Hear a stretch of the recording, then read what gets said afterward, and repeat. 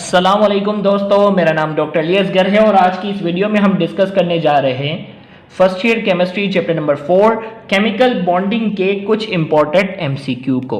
तो इस लेक्चर को शुरू करने से पहले आपसे रिक्वेस्ट करेंगे कि अगर आपने अब तक हमारे इस चैनल को सब्सक्राइब नहीं किया जो कि सिंध बोर्ड टीचिंग के नाम से है, तो काइंडली आज ही आप हमारे इस चैनल को सब्सक्राइब करें और साथ ही साथ बेल आइकन को लाजमी क्लिक करें ताकि हमारी अपलोड करदा तमाम वीडियोस की नोटिफिकेशन आपको रिसीव हो सके। तो आइए हम स्टार्ट करते हैं। सबसे पहला MCQ chemical bond. Number 1, chemical bond form because A में कहा जा रहा है unbonded atoms have less energy, B में कहा जा रहा है bonded atoms have more energy, C में कहा जा रहा है energy is lower when two atoms are bonded than when they are unbonded, D में कहा जा रहा है all bonds are electrostatic in nature. तो इस एमसीक्यू का करेक्ट आंसर देखो, इस एमसीक्यू में पूछा जा रहा है केमिकल बॉन्ड बनता क्यों है। तो इसका करेक्ट आंसर ये है कि केमिकल बॉन्ड इसलिए बनता है कि एनर्जी इज लोअर। जब दो एटम आपस में कंबाइन होकर बॉन्ड बना लेते हैं तो उनकी एनर्जी क्या हो जाती है, कम हो जाती है और वो आपस में स्टेबल हो जाते हैं। आपस में क्या हो जाते हैं, स्टेबल। तो हमने कहा energy is lower when two atoms are bonded than when they are unbonded. जब वो फ्री होते हैं ना तो उनकी एनर्जी जो होती है वो ज्यादा होती है, लेकिन जब वो आपस में कनेक्ट होकर बॉन्ड बना लेते हैं तो उनकी एनर्जी कम हो जाती है और वो आपस में क्या हो जाते हैं, वो हो जाते हैं स्टेबल। तो हमने कहा chemical bond form because C is the correct answer, energy is lower when two atoms are bonded than when they are unbonded.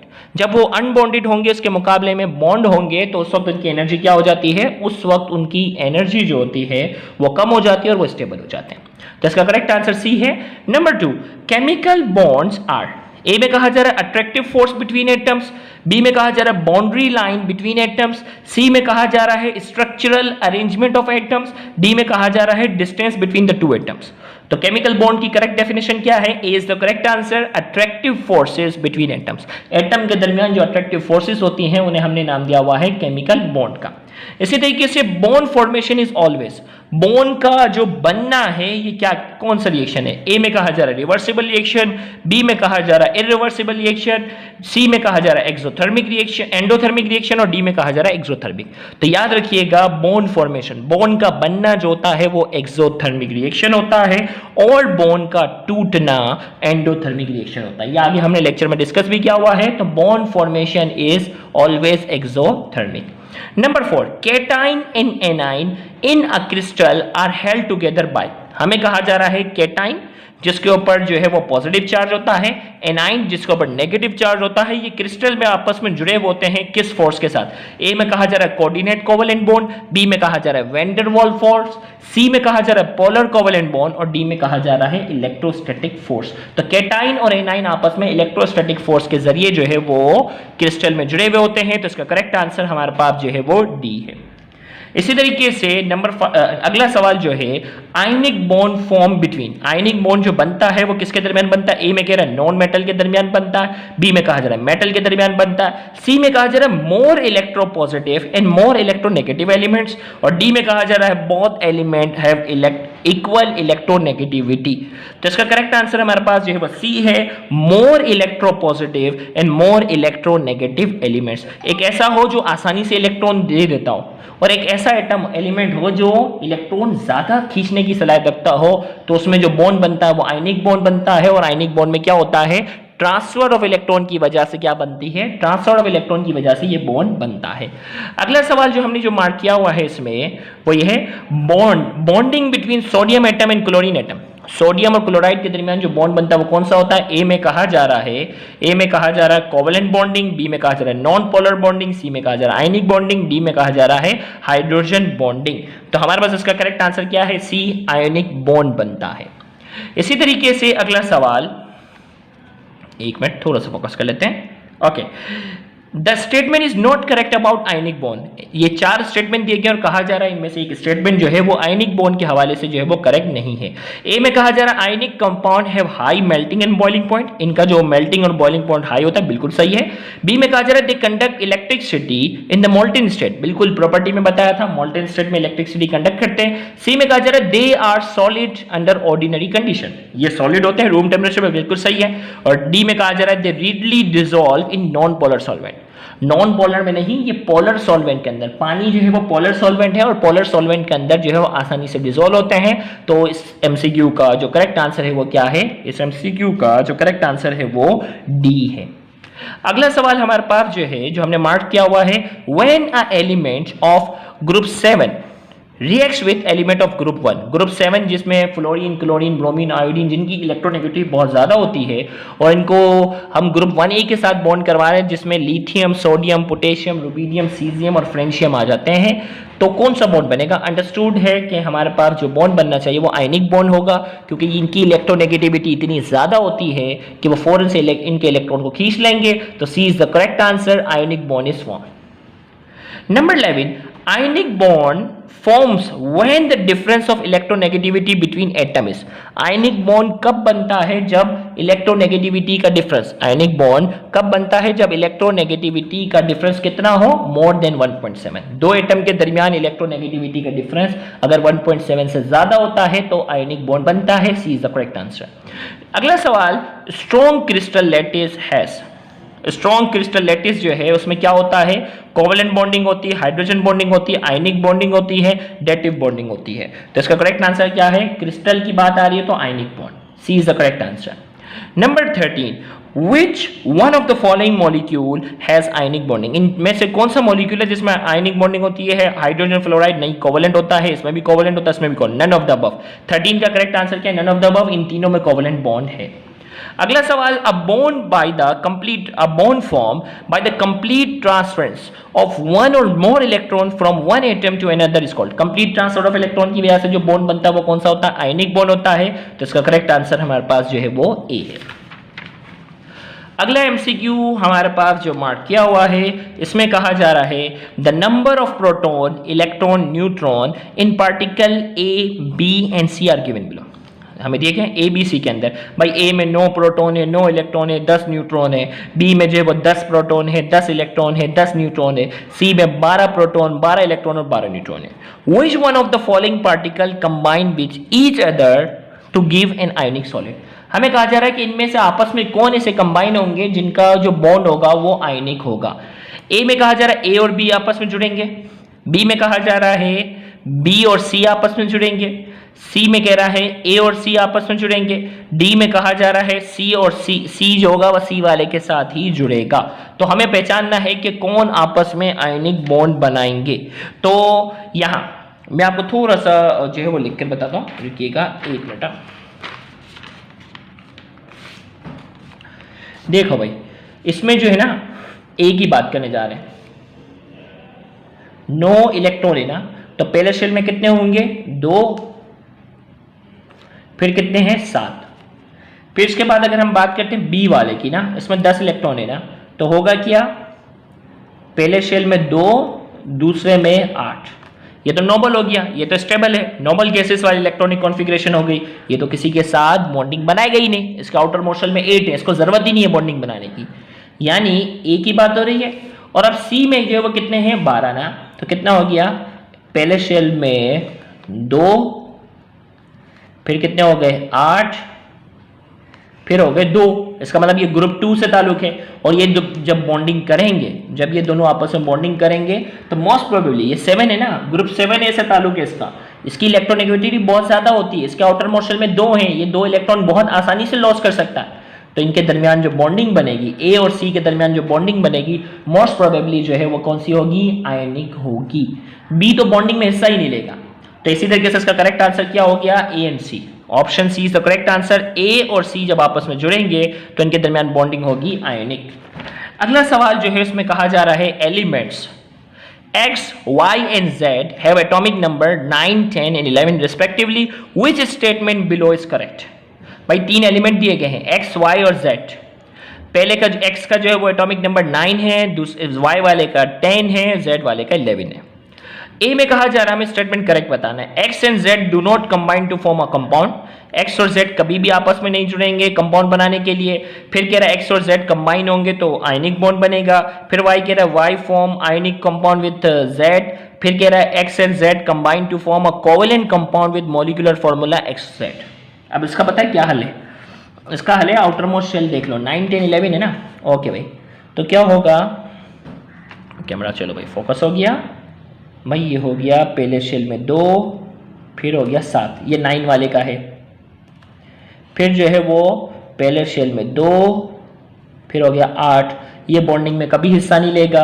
फिर 11 की बात हो रही है, पहले शेल में 2, फिर 8, फिर 1, ये आसानी से अपना आउटर मोस्ट शेल का इलेक्ट्रॉन दे देगा और ये आसानी से इसको गेन कर लेगा। ये दोनों आपस में जुड़कर कौन सा बॉन्ड बनाएंगे?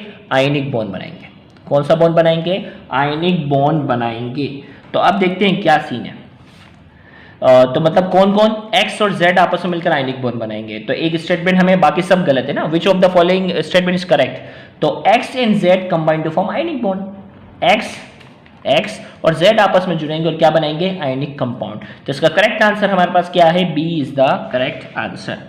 फिर इसके बाद जो है वो अगले एमसीक्यू में कहा जा रहा है the atomic number of magnesium is 12। Atomic number 12 है। When magnesium react to form ionic compound, जब ये मैग्नीशियम रिएक्ट करता है आयनिक कंपाउंड बनाता है, the electronic configuration of magnesium ion is, magnesium ion की इलेक्ट्रॉनिक कॉन्फिगरेशन क्या होगी? अब देखो भाई, मैग्नीशियम जो है ना, इसका एटॉमिक नंबर क्या है? 12। पहले शेल में 2, फिर 8 और फिर 2। जब ये आयनिक बॉन्ड बनाता है तो अपने 2 इलेक्ट्रॉन क्या कर देता है? डोनेट कर देता है और ये बना जाता है +2, मैग्नीशियम +2।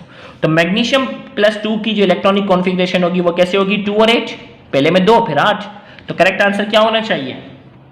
करेक्ट आंसर क्या होना चाहिए? A is the correct answer. पहले में 2, फिर क्या होने चाहिए? 8 होने चाहिए। A is the correct answer. Magnesium atom कहता तो ये होता है, पहले में 2 फिर 8 और फिर 2। मैग्नीशियम आयन कह रहा है तो वो तो 2 दे चुका होगा, 2 इलेक्ट्रॉन। तो ए इज द करेक्ट आंसर। पहले शेल में 2 और फिर 8। अगला सवाल हमारे पास है, which of the following statement explain why magnesium oxide has a very high melting point? Which of the following statement explain why magnesium oxide has a very high melting point? इसका melting point high क्यों है? A में कहा जा रहा है the reaction between magnesium and oxygen is strongly exothermic, इनका reaction exothermic होता है। B में कहा जा रहा है the crystal lattice of magnesium oxide resemble that of diamond, हमें कहा जा रहा है इसका जो क्रिस्टल लैटिस है वो डायमंड से रिलेटेड होता है, डायमंड की तरह होता है। फिर सी में कहा जा रहा है there are strong forces between magnesium ion and oxygen ion in the crystal lattice, magnesium और ऑक्सीजन आयन के दरमियान बहुत स्ट्रॉन्ग फोर्स होती है। डी में कहा जा रहा है the crystal lattice consist of magnesium ion and oxygen ion in a sea of electron. तो करेक्ट आंसर हमारे पास सी है, क्योंकि इनके दरमियान आयनिक बॉन्ड है ना, तो स्ट्रॉन्ग फोर्सेस होती हैं मैग्नीशियम आयन और ऑक्सीजन आयन के दरमियान और ये क्रिस्टल लैटिस में जुड़े हुए होते हैं।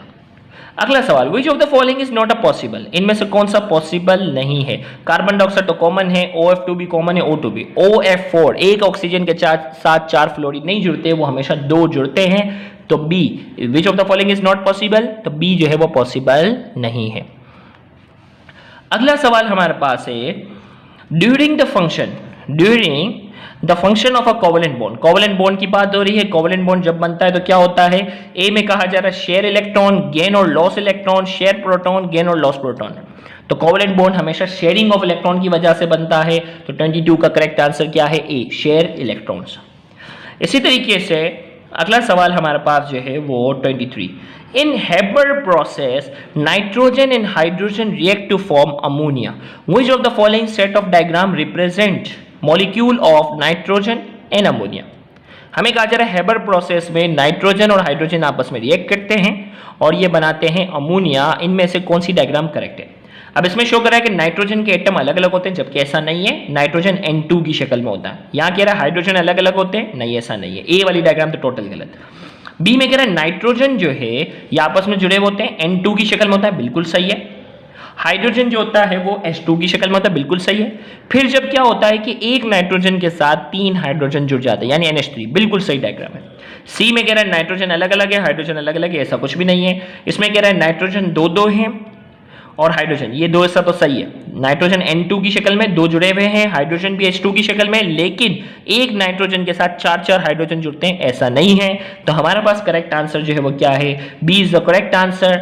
N2 प्लस H2 ये बन जाता है NH3, तो B is the correct answer. बहुत आसान MCQ था। अगला MCQ, when electron pairs are shared equally between two atoms what is the bond formed. Electron pair जो है वो आपस में इक्वली जो है वो शेयर होते हैं, तो कौन सा बॉन्ड बनता है? तो करेक्ट आंसर हमारे पास क्या है, बी कोवेलेंट बॉन्ड। अगला MCQ, covalent compound are bad conductor of electricity. Electricity के बैड कंडक्टर क्यों होते हैं? इन मोल्टेन स्टेट में बैड कंडक्टर होते हैं, बिल्कुल। In solution with polar solvent, solution में भी बैड कंडक्टर होते हैं। In solution with non polar solvent, इसमें भी, ऑल ऑफ देम, तमाम के अंदर जो है वो कोवेलेंट कंपाउंड जो होते हैं वो बैड कंडक्टर होते हैं। अगला MCQ हमारे पास जो है, अगला MCQ हमारे पास है, the order of reactivity of the following series of acid which is correct. Reactivity की बात हो रही है, तो रिएक्टिविटी में हमारे पास जो है ऑर्डर ऑफ रिएक्टिविटी, इसमें कह रहा है हाइड्रोजन आयोडाइड जो है वो सबसे ज्यादा रिएक्टिव है, ऑर्डर ऑफ रिएक्टिविटी ना। फिर हाइड्रोजन ब्रोमाइड है, फिर हाइड्रोजन क्लोराइड है, और फिर क्या है, हाइड्रोजन फ्लोराइड है। इसमें कह रहा है हाइड्रोजन आयोडाइड, क्लोराइड, ब्रोमाइड। इसमें कह रहा है hydrogen fluoride, chloride, bromide, iodide. इसमें कह रहा है सबसे ज्यादा रिएक्टिव हाइड्रोजन क्लोराइड है, फिर ब्रोमाइड है ये। तो करेक्ट आंसर हमारे पास है ए, हाइड्रोजन आयोडाइड सबसे ज्यादा रिएक्टिव होता है, फिर हाइड्रोजन ब्रोमाइड, फिर हाइड्रोजन क्लोराइड और हाइड्रोजन फ्लोराइड। क्यों? हाइड्रोजन फ्लोराइड में फ्लोरीन और हाइड्रोजन की बॉन्डिंग बड़ी मजबूत होती है, इतनी आसानी से नहीं टूटती, तो लिहाजा इसकी रिएक्टिविटी क्या है, कम है। फिर हाइड्रोजन क्लोराइड की बॉन्डिंग इसके बाद जो है सबसे ज्यादा मजबूत होती है, लिहाजा इसकी रिएक्टिविटी इससे थोड़ी सी ज्यादा होती है। फिर हाइड्रोजन क्लोराइड से के बाद जो है वो हाइड्रोजन ब्रोमाइड की बारी होती है, और सबसे कमजोर बॉन्डिंग होती है हाइड्रोजन आयोडाइड की। तो हाइड्रोजन आयोडाइड की सबसे कमजोर बॉन्डिंग होने की वजह से इसकी रिएक्टिविटी क्या है, सबसे ज्यादा है। फिर अगला सवाल, which of the following is covalent compound? इनमें से कौन सा है कोवेलेंट कंपाउंड है? CaCl2 नहीं, आयनिक होता है, मैग्नीशियम ऑक्साइड और सोडियम नाइट्राइड, ये भी जो है ना ये कोवेलेंट। AlCl3, एल्यूमिनियम क्लोराइड जो है वो क्या है, कोवेलेंट है। देखो ग्रुप 2 का है, ये ग्रुप 2 का, ये ग्रुप 1 का, ये ज्यादातर आयनिक बॉन्ड ही बनाते हैं। तो इसका करेक्ट आंसर सी है, number 29, covalent compound. Covalent compound की बात कर रहा है 29 में। ए में कहा जा रहा है soluble in polar solvent, have high melting and boiling point, are good conductor of electricity, are made up of molecule. तो करेक्ट आंसर क्या है, कोवेलेंट कंपाउंड जो होते हैं वो मॉलिक्यूल्स की शक्ल में अलग अलग पाए जाते हैं। फिर अगला MCQ हमारे पास जो है, which of the following pair of molecule has no multiple covalent bond? इनमें से हमारे पास पेयर दिया गया, उसमें कहा जा रहा है मल्टी बॉन्ड किसमें नहीं है। NH3 और N2 के अंदर में तो दरमियान तो ट्रिपल कोवेलेंट बॉन्ड होता है, तो भले इसमें सिंगल है लेकिन इसमें तो ट्रिपल है, ये हट गया। C3H8 ये हो गया हमारे पास प्रोपेन है, और H2S बिल्कुल दोनों में सिंगल सिंगल है। इसमें ऑक्सीजन के दरमियान डबल बॉन्ड होता है, जबकि इसमें सिंगल होता है। इसमें C6H6 डबल बॉन्ड होता है और इसमें भी डबल बॉन्ड होता है, तो B is the correct answer. हमारे पास प्रोपेन और हाइड्रोजन सल्फाइड दोनों में कोई मल्टीपल बॉन्ड नहीं होता, B is the correct answer. Number 34, which of the following bond form between ammonia and hydrogen ion? Ammonium और हाइड्रोजन के दरमियान जो है वो बनता है कोऑर्डिनेट कोवेलेंट बॉन्ड बनता है, जो कि बुक की एग्जांपल में भी है। 34 का करेक्ट आंसर हमारे पास है सी। अगला MCQ हमारे पास है, इन H3O negative the shared pair between hydrogen and hydrogen ion is contributed bye. H3O plus जो बनता है इसमें पानी और हाइड्रोजन के दरमियान, क्योंकि देखो H प्लस है ना, इसके पास तो कोई इलेक्ट्रॉन ही नहीं होता, ये सिर्फ प्रोटॉन है। इसको कंट्रीब्यूट कौन करता है? इसमें कह रहा है, ए में कह रहा है हाइड्रोजन एटम, बी में कहा जा रहा है ऑक्सीजन एटम, सी में कहा जा रहा है हाइड्रोजन और ऑक्सीजन दोनों करते हैं, और डी में कहा जा रहा है नन ऑफ द अबव। तो इसका करेक्ट आंसर है बी, ऑक्सीजन एटम जो होता है वो अपने दोनों इलेक्ट्रॉन जो है उसको दे देता, कोऑर्डिनेट कोवेलेंट बॉन्ड बनता है। ये भी बुक की एग्जांपल है, ऑक्सीजन एटम अपने दोनों इलेक्ट्रॉन्स को दे देता है, कोऑर्डिनेट कोवेलेंट बॉन्ड बनता है। अगला MCQ, which of the following molecule will be polar? इनमें से कौन सा मॉलिक्यूल है जो पोलर होगा? CH4, CO2, H2O, F2। तो पानी इसकी एग्जांपल है ना, पोलर मॉलिक्यूल। हाइड्रोजन बॉन्डिंग के अंदर हमने इसको डिस्कस किया था, C is the correct answer. 38, which one of the following is non polar? इनमें से कौन सा नॉन पोलर है? HCl पोलर है, इसके ऊपर ये पार्शियल नेगेटिव होता है, ये पार्शियल पॉजिटिव। H2O भी पोलर है, C2H4 ये है, और ये नॉन पोलर है, क्योंकि यहाँ दोनों साइड पर सेम वो है ना मॉलिक्यूल है, तो ये इसकी इलेक्ट्रोनेगेटिविटी को कैंसिल आउट करेगा, कोई पोल पर चार्ज नहीं होगा। D is the correct answer, क्योंकि ये सिमेट्रिकल है। सिमेट्रिकल मॉलिक्यूल जो होते हैं वो नॉन पोलर होते हैं।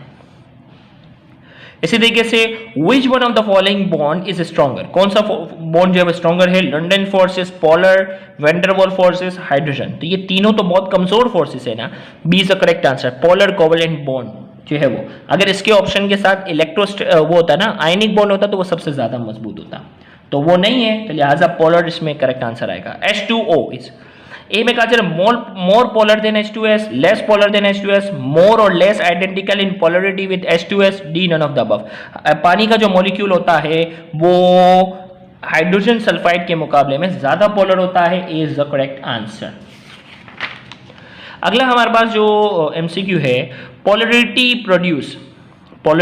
Produce in a molecule due to, polarity क्यों बनती है? ए में कहा जा रहा है डिफरेंस इन इलेक्ट्रोनेगेटिविटी, बी में कहा जा रहा है डिफरेंस इन आयोनाइजेशन पोटेंशियल, सी में कहा जा रहा है डिफरेंस इन इलेक्ट्रोपॉजिटिविटी, डी में कहा जा रहा है डिफरेंस इन साइज। तो इसका करेक्ट आंसर हमारे पास क्या है? 43 का करेक्ट आंसर है A, difference in electronegativity is the correct answer. फिर इसके बाद जो है अगला एमसीक्यू हमने जो मार्क किया हुआ है वो है the force of attraction between hydrogen atom of one molecule and electronegative atom of another molecule is. ये किसकी डेफिनेशन है? हाइड्रोजन बॉन्डिंग की, वो ऑलरेडी हम डिस्कस कर चुके हैं। Number 50, which one of the following are weak forces, इनमें से कौन सी फोर्स है वीक फोर्स है? इलेक्ट्रोस्टैटिक बहुत मजबूत है, कोवेलेंट भी मजबूत है, आयनिक भी बहुत मजबूत है, डी वेंडर वॉल फोर्सेस जो होती हैं वो क्या होती है? वेंडर वॉल फोर्सेस जो होती हैं वो वीक होती हैं। तो करेक्ट आंसर हमारे पास जो है वो D is the correct answer. तो ये हमारे पास चैप्टर 4 के एमसीक्यू का ये पहला पार्ट था।